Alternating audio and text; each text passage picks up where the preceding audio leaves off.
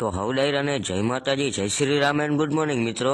નીકળી ગયા મિત્રો ઉનેરાડલો બે ઉપલેટા જવા તરફ. તમને બધાને ખબર જ છે કે ભાઈબંધનો પગ ભાંગી ગયો છે, તો જવાનું છે દવાખાને મિત્રો ભાઈબંધના પગમાં ડ્રેસિંગ કરાવવા. અને અમારા ગામના રસ્તા છે મિત્રો નેક્સ્ટ લેવલ. તમારી ગાડી 30 હાલતી હોય ને તો ખખડી જાય. અને આ મિત્રો હમઢિયારા પાસે ને એક પુલ બનાવે છે, જોવો તમે.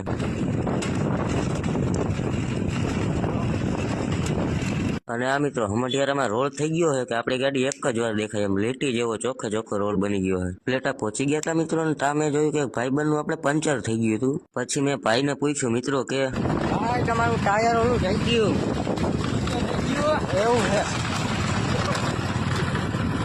પછી મિત્રો પી લીધી આપણે ચા. પછી હું મિત્રો તમારા ભાઈની હોસ્પિટલે આવી ગયા હતા. હોસ્પિટલે આવીને થઈ ગયો તો પોપટ. અહીંયા આજ રવિવાર હતો ને એમ કીધું કે હવે કાલે આવજો. પછી અમે બે ટેકાવી ઘડીક વાર બગીચામાં, કારણ કે ઉપલેટામાં હે મિત્રો બગીચો, ના બેસવાની મજા આવે નેક્સ્ટ લેવલ. પછી મિત્રો આપણે બગીચાની સામે રાણીબાઈ નો ઘોડો છે ને ત્યાં એક દાદા છે ને સોડા બનાવે છે નેક્સ્ટ લેવલ. ભાઈ તમે અહીંયા બગીચામાં આવતા હોય ને તો અહીંયા જરૂરથી આવજો એકવાર સોડા પીવા. પછી આપણે નીકળી ગયા મિત્રો ઘરે જવા તરફ. વચમાં થોડું ખવડાવી દીધું આપણે ગાડીને પણ. અને પછી તમારા ભાઈને આવી ગયા હતા સમઢિયારા, આવી ગયા હતા આપણા બાપાના ઘરે.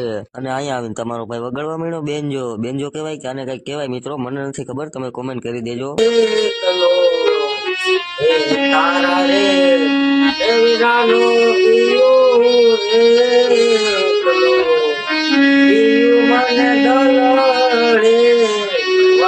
આ જોગી